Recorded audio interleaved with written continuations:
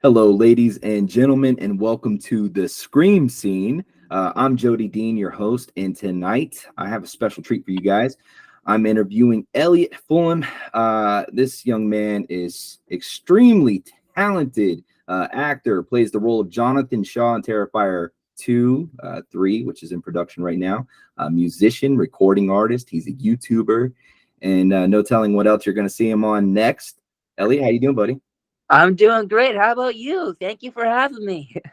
Doing great. Thank you for being here. I was just saying off screen, man, outside looking in, I'm proud to see what you're doing. The young guy just tearing it up, man. How's it feeling right now? Thank you so much. It's been a lot of hard work, but I'm feeling really good. I'm very happy. I feel accomplished, which is something that I rarely feel. But I feel good. I'm like, Terrifier 3, I'm very excited for. I did a new album, shows, my first tour. Exciting stuff. It's an It, it, exciting it, time to be alive for me. it really is, man. You got a lot going on there, and I've been paying close attention. So, for anybody that doesn't know, man, where are you from, and what got you into movies? I know you're into a lot. We'll talk about that, but movies is something we definitely like to focus on here. Hell yeah. I am from New Jersey. I grew up in New Jersey. I've always lived in New Jersey. Um, and I've always been a fan of film and horror and stuff. My parents actually are huge horror fans, and they got me into it at a young age. House of a Thousand Corpses, I was watching at like a really young age. Of course, there were some scenes where I had to turn away, but I was like, I want to watch the clown show. I want to watch the clown show as like a young toddler.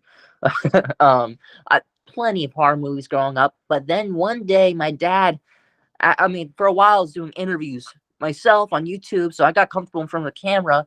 And my dad asked me, "Hey, do you want to join a talent agency? I can look into it. I can try and get you an audition for one." I'm like, "What's a talent agency? What is that?" And he's Mhm. like, "Oh, you can do auditions for movies and TV shows." I was like, yes, definitely, of course. So I ended up going with Take Three Talent. I auditioned for them. I was very nervous, and it worked out. And ever since then, I've been working hard on acting.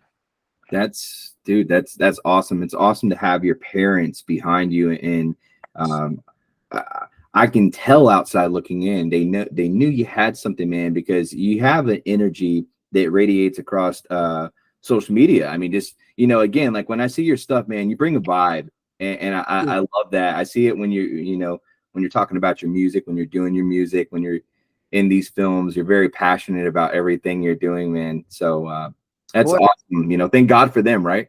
yes, I am very lucky. Um, for both of my parents, both my loving mom and dad. I'm glad to hear, man. A House of a Thousand Corpses, awesome, awesome parents. Yes, you know it. It is the horror generation something that you've always loved, that you hope to continue act as far as acting goes? Is it something you want to keep diving deeper into? Of course.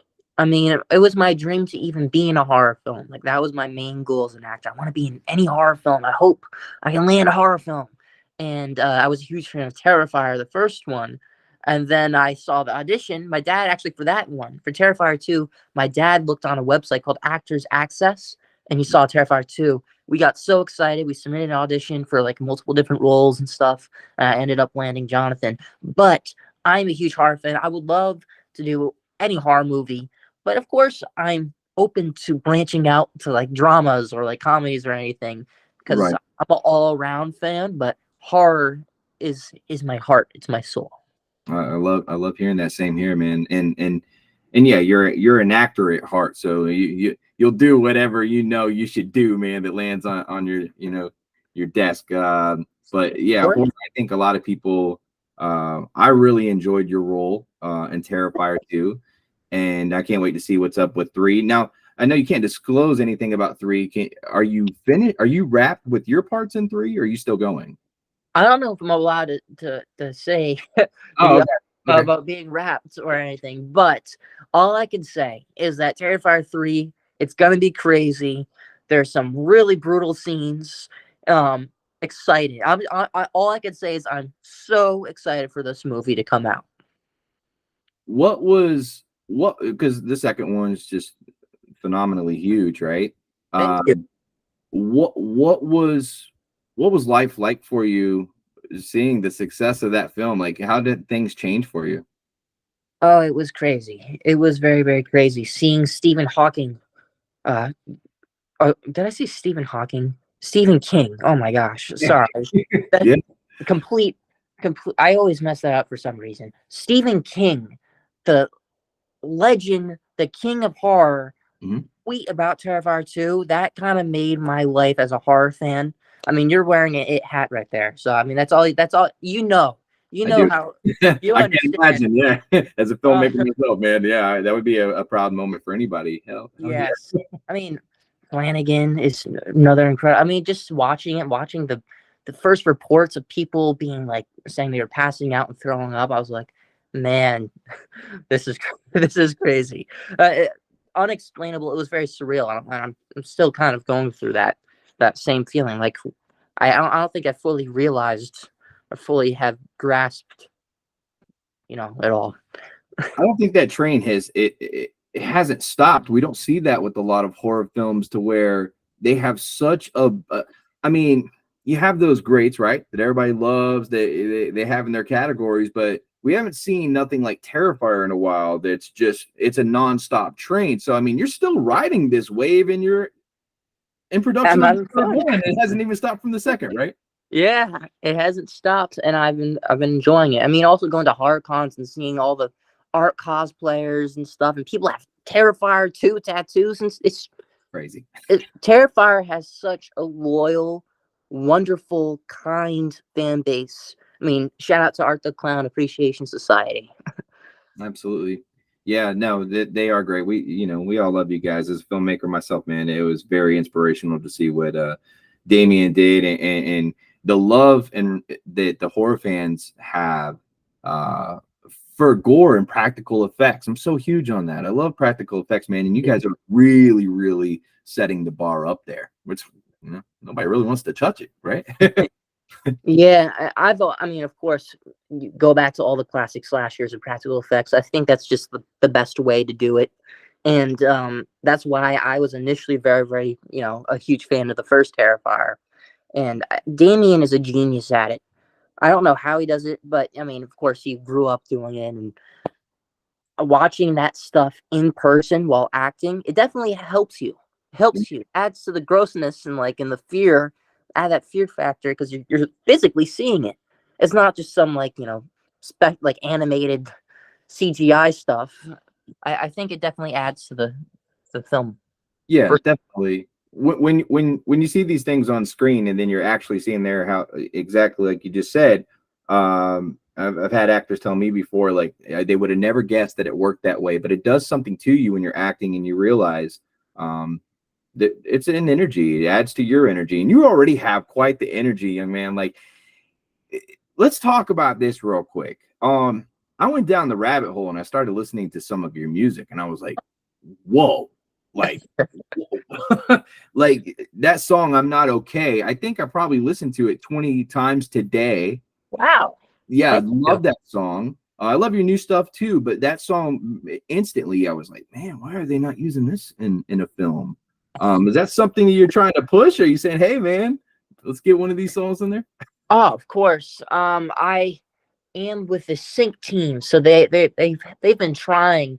But yeah, I do think my music could fit a film, especially I'm Not Okay. Like some really sad scene where someone's walking by themselves, it's raining. I think that would be perfect. But that's a good choice. That was one of my favorites. Um I record that song at a lot of the songs when I'm recording at home, it's like the vocals are done at 3 a.m. in my bedroom. Mhm. Uh specifically that one I remember recording it. But great choice. Great. Well, no, it is. It's somebody that's, I've owned 3 recording studios in my lifetime. I've been doing music since I was 9. I was going to ask you, man, are you going into studios? So you're recording these yourself? Yes. Well, it's funny how you say that. The last album, the End of Ways album, Hmm. was recorded all in the studio, and that was my first time. Uh, I liked it. I liked the way some of the songs came out, like specifically the song "End of Ways." Mistake came out great. Throw It Away. But I mean, the only thing I wasn't too crazy about was the deadline and the time, and like I was saying, some of my best takes are like 3 a.m. by Right. myself. You can't really do that when you're at a studio and people want to go to sleep, you know. But it was a great time. But the next one, I am going back to the home studio. It definitely has its benefits. I remember going in studios, paying 75, $125 an hour, some big boy studios in Florida back in the day. And eventually I learned so much. I said, why am I paying for this still? I can do it at home, do it on my own time. You don't have to watch the clock. And, Yeah. you um, sometimes when you're paying for it and you're all invested in there and it is what it is when you're at home and you can work on this stuff. It's like after you listen to a song 20, 30 times, you say, you know what, I wish I would have done it like this. Yeah, yes, exactly. And some of the stuff, my music is very improvisational. So like the lyrics and stuff, as I'm recording, I'm coming up with the lyrics on the spot. So it kind of felt weird to almost like it felt like I was doing a retake in the, Hmm. after listening to the songs a bunch. Uh so like some like song like I'm Not Okay, like the ending where I have the distorted guitars and stuff, that came out after the song was already done. So I Wow. was like, man, that my dad also, I try to get his second opinion on it, his to have like a fresh ear. He was the one that recommended that. So I mean, like something like that wouldn't have happened if I was at the studio. Right. So it has its benefits. I mean, like studio, you get like a real drummer or like strings. Like the song "Timeless Tears," that was a demo from my previous album, Great and song. thank you, and we ended up using that. And the strings, having the real strings on that song was very important. It brought a whole new life to that song. Uh, yeah, Yeah, no, I loved it, man. I mean, as far as everything I've heard from you, like there's a good quality there. You've got your own sound, you got your own style, which is really cool. And it's funny. I've been producing hip hop music since I was a very young lad. But as far as what I listen to, I've always listened to alternative rock, 80s music, 90s alternative rock, hard stuff, and I love folk music. So a very eclectic taste. When I listen to yours, I'm like, man, this is it has a folk feel to it. Is that something you really are going for? I am a huge fan of everything that you just said. So even some hip hop '90s. Hmm. Uh, there is some folk elements to it. Like oh man, so like old classic, like Nick Drake Hmm. style is one of my favorites. Um, but I am very much so influenced by alternative Radiohead, Yeah, even like Nirvana, like anything from the '90s. Basically, is what I'm hugely inspired by. Sonic Youth is a huge inspiration of mine. Um, so yeah, that's basically where I draw some influence, but I try to take from everything, take yeah, little like inspirations from everything. So even new classic, like newer artists, so like an artist like I don't know, Mac DeMarco with the drums, like the heavy drums, and that kind of has a hip hop feeling too, like a yeah. song "I'm So Happy," like the heavy drums. Uh, so I take bits and pieces from everywhere. Yeah, no, that's a great thing as an artist to do, but it's also it's really cool to I feel like this about your sound. If I was in a coffee shop and it came on without them announcing who it is, I would say, well, that's Elliot. It's got its style and your tone and everything. So that's a really great thing to have. I mean, uh, That really means a lot hearing that. Thank you. yeah, well, you can tell that you love your music when I hear, I listen to you talk about records on your Instagram. I'm like, wow, this kid really appreciates this stuff, and more than a lot of people just look at it like, hey, I'm going to get into collecting because it's value. Oh, this is going to be worth something. I think we all notice that as collectors, Mhm. but I collect vinyl too. But man, it's really about having, um, just greatness there, man. That plays different. It's like watching a movie on VHS. It's a way different experience to watch it on DVD. Amazing experience hearing a great piece of music on a vinyl record compared to coming through all digitized. Exactly. I completely agree with that. We have two record players here. So one in my like the family room diner area, but also in my bedroom I have one. And spinning records, it definitely has an improved sound, but also to be physically like putting the needle on the record and appreciating the physical media, Yeah. looking at the back, seeing the song listing. Maybe they have a gatefold or lyrics, color vinyl, like that type of stuff makes me so happy because it's like a different form of expression, a different form of art. Mhm. When an artist puts that much care and love into the package of the vinyl, it's like I have to. As a music fan, I have to appreciate this. I Yeah. feel like I have to have the vinyl. That's amazing, man. It's amazing to see a young guy passionate about that. What got you into collecting vinyl, or how did that happen? My parents, my mom and dad, are huge music fans as well. My dad especially was all about the vinyl. We grew up going to record stores in New Jersey. A classic one, which is unfortunately not here anymore, vintage vinyl, was one of my favorites that we would used to go to. Uh, we would get, especially at that time, I was way into metal music. So anything like Iron Maiden, I would get the Iron Maiden 7 inches and singles and get excited, like, oh, look how cool this is. Uh, yeah, growing up. And I feel like there's been a new resurgence. I think because of TikTok and stuff and Instagram of vinyl. So it's not just me getting excited. I'm also getting excited about my friend getting a new record. Like, Yeah, bro, I ordered this new record, whatever. Check it out. I'm like, oh yeah, I have that one. Blah, blah, blah. And we talk about it. It's like a new form of friendship, a way to connect with people and get excited. So it's not even just for my own benefit. I'm excited to talk to my friends about it. that's really cool, man. Yeah, it's been awesome seeing like the younger generation get into retro video games. That's what I personally, that's one thing I'm very passionate about collecting. I have a huge retro collection. Awesome.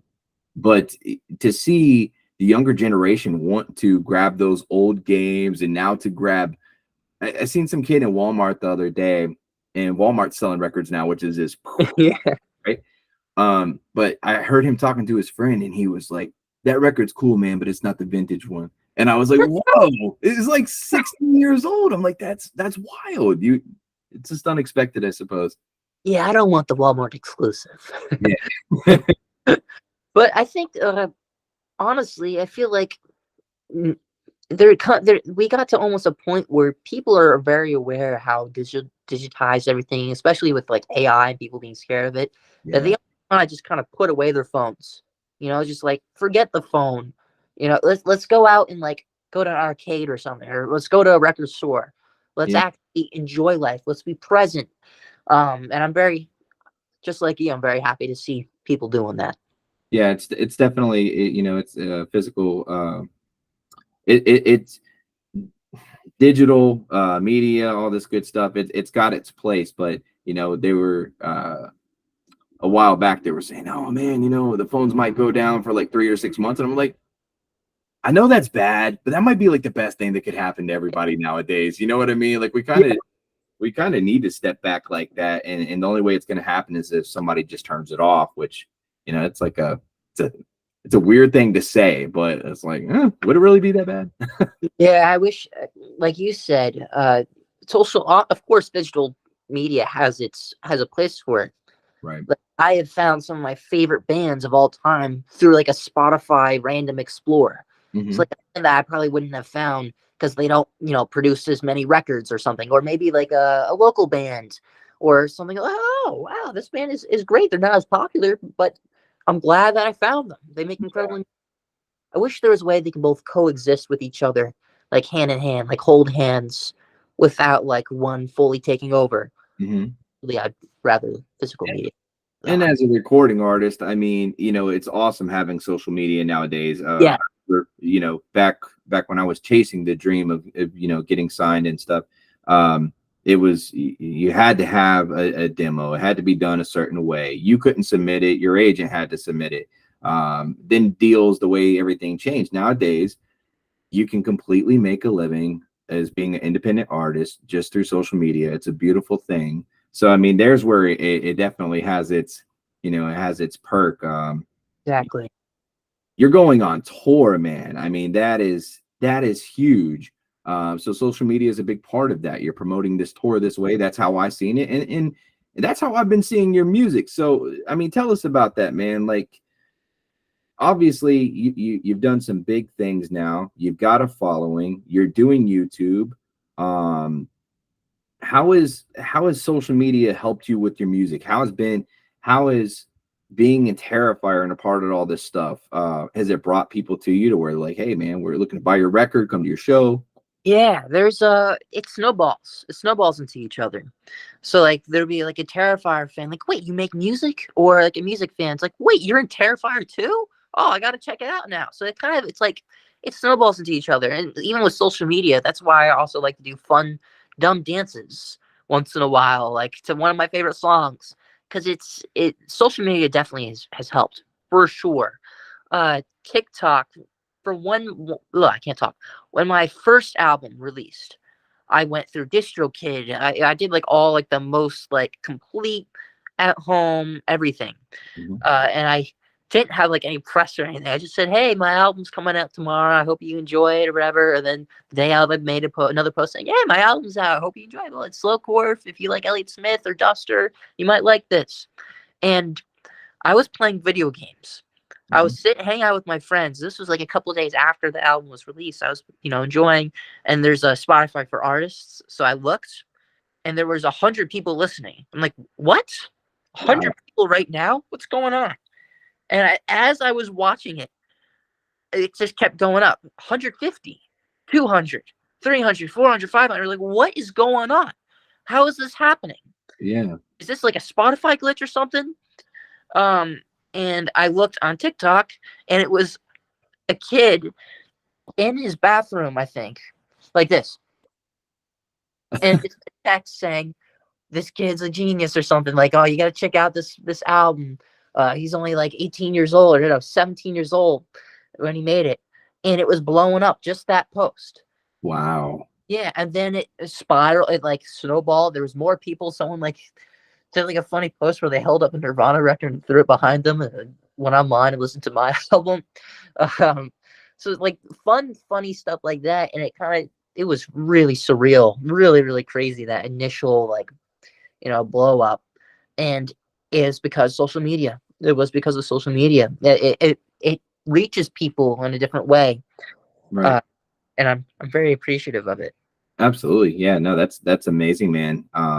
It is crazy how things work like that. Some of my I have this one video, it's on YouTube. It's got like 2 million views on it, but it's the only video in my life that I ever posted that I didn't want to post. I wasn't gonna post it. And somebody's like, "Oh, just post." I was like, "No, I didn't put a lot of effort in it. I'm not proud of it." And it's my most viewed video on my big channel. It's crazy. Um, so it is weird how things work. And thank God, for social media, especially for a music artist. That's where, like nowadays, I see it being the most benefit or promoting your movies, obviously. And that's how I found out about you. So, as far as horror films go, man, what's your favorite horror films? My favorite of all time, my number one is the original Texas Chainsaw Massacre. Mm, Because it just got like the fact that they filmed that all the way back then, and it still has that effect. hmm Like 2020, like you can watch it, or 2024, you can watch it and like be wow, because it's just the way it's filmed. It has an eeriness, that grain to it. It has a fear factor. It's Yeah. also my favorite as well, and that's one of the first movie we connected over and started talking like, wow, that's your favorite, it's my favorite. So even more. But I try to go all around. Some of my favorites, like Hereditary. I mean, I feel like it's a new generation horror fans' favorite. That's one of my favorites. An underrated one is Creep. hmm I Such got it. a creepy movie. Um, and of course, Terrifier 2. But I'm biased on that. Uh, Devil's Candy, I have to recommend. I can talk for about 20 hours, but You're I don't. singing all ones I got right to my left, man. You know your stuff, dude. That's how old are you? I am 19. Dude, it's hard to believe. It's hard to believe because I mean your knowledge and your wisdom is definitely light years ahead, man. But I mean, look, you obviously got a good team behind you and you're messing with the right people. And Yeah, thank that you. has everything to do with everything, right? I mean, the team you have, man, you can go so far with the right people in your corner, and it sounds like you've been blessed. The fact that you got good parents that are into this stuff, man. They're guiding you the right direction. Yeah, and we're not like we don't come from privilege or anything. Like we don't have I don't know, we don't have like a house. I've been living in the same apartment for all my life, so all this stuff is hard work. And the fact that my mom and dad have been in my corner supporting me and pushing me all this time just shows that how even more like cut out for this they are. The fact that like even on days where it is hard, like maybe I'm we haven't got an audition in a long time or something, just something simple, so I can't talk, something simple like that. Uh, I am I don't go an hour, a minute where I'm not grateful without from my parents. Yeah. That's awesome, man. Are they? Does your dad play music? My dad played music in a hardcore band called the Judas Factor years and years and years ago, and in a punk band called Killed by the Bull. Oh, nice. So that's been impactful in your music, man. Having somebody there that's done it and into it. Yeah, and he played guitar, so he taught me how to play. Like my first, like all my first stuff, like all the scales, you had to practice this, and like first position chords, and Yeah. all cool stuff. He's definitely helped me a lot. What's the hardest thing about making movies for you? Well, if you had to that one thing. I'd say the hardest thing for me is when it ends, when I'm not on set, because I love being on set. When I'm on set and when I'm acting, I it's the best time in the whole world for me. But if we're gonna go into like okay, like what's a hard scene for you to film? Uh, Honestly, the hardest scene in all Terrifier 2 for me was when I was running down the steps, like something simple like that, or like having to fall backwards. Mhm. I'm like, I don't want to like trip and fall down these steps and like hurt myself or something. And like it was icy steps and stuff. Like, but I did it. I did. Yeah. Or uh, there was the scene where Art the Clown grabs my neck and pushes me to the door, and then that's when I trip and fall backwards. At some point, the falling backwards part, like you have to make it look natural. Like there's like a way to do it where you like go like this and like put your hand back, but that would look kind of ridiculous. So I kind of just have to like take it, just take the pain. Like if I hurt myself, it's okay if I fall backwards. So we're adding stunt guy to your resume here.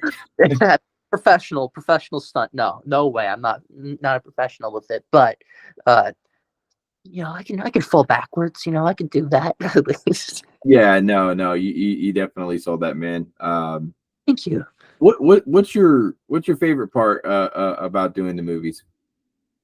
My favorite part My favorite part is the connections. So like just basically meeting people and talking and kind of building a family and building friendships and stuff. So someone like Lauren Lavera who plays Sienna, she's been a very, very close friend of ours, and she's the sweetest and so cool. David Howard Thornton, who plays Art the Clown, such a sweet person, kind person. Damien, like we at these horror conventions, we hang out. We're all family. It's a Terrifier family.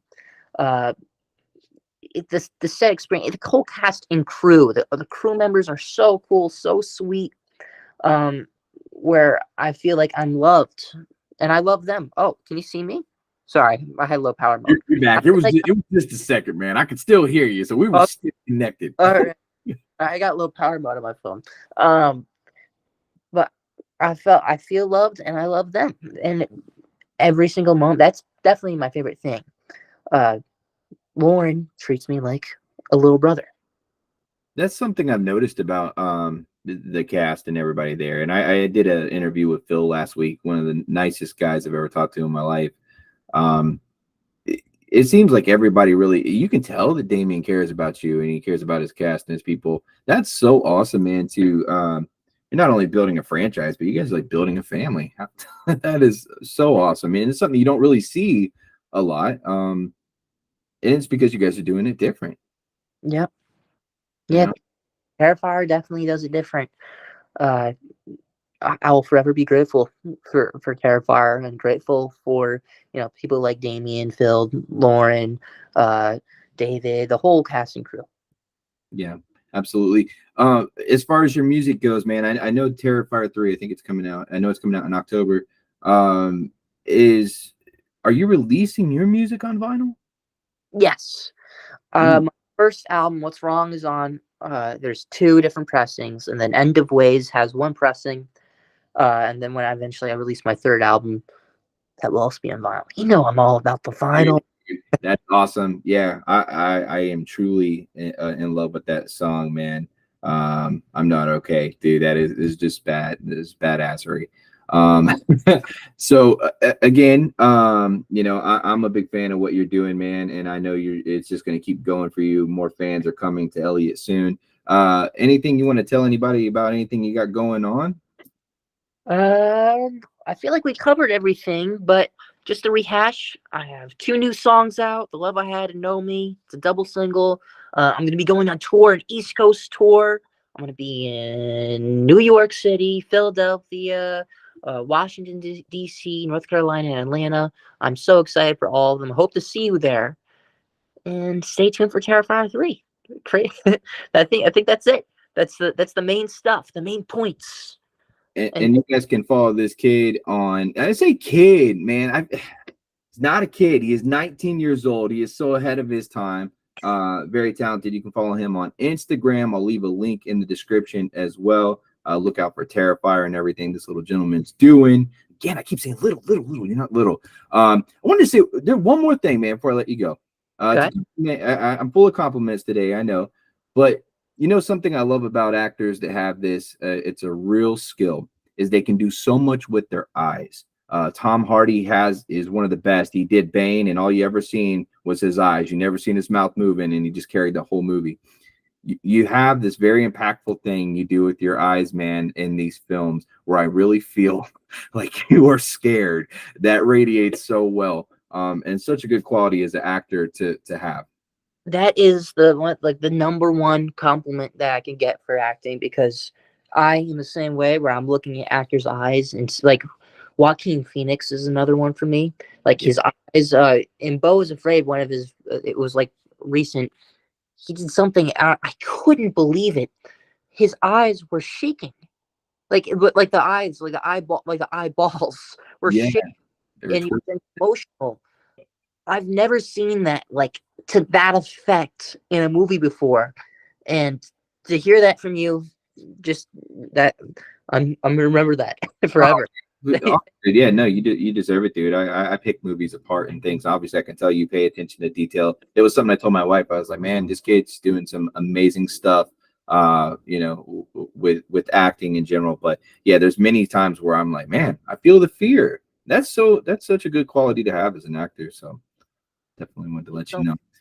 Stay on, Elliot. Don't click off just yet. Ladies and gentlemen, you can follow this gentleman right here. Like I said, I'll leave the links in the description. He's on Instagram. He's on YouTube. He's got his own channel. Go follow him there. We post every other day here on the Scream Scene. I'll see you guys in a few. Like, comment, subscribe, and all that good stuff. But until next time, sweet nightmares. sweet nightmares.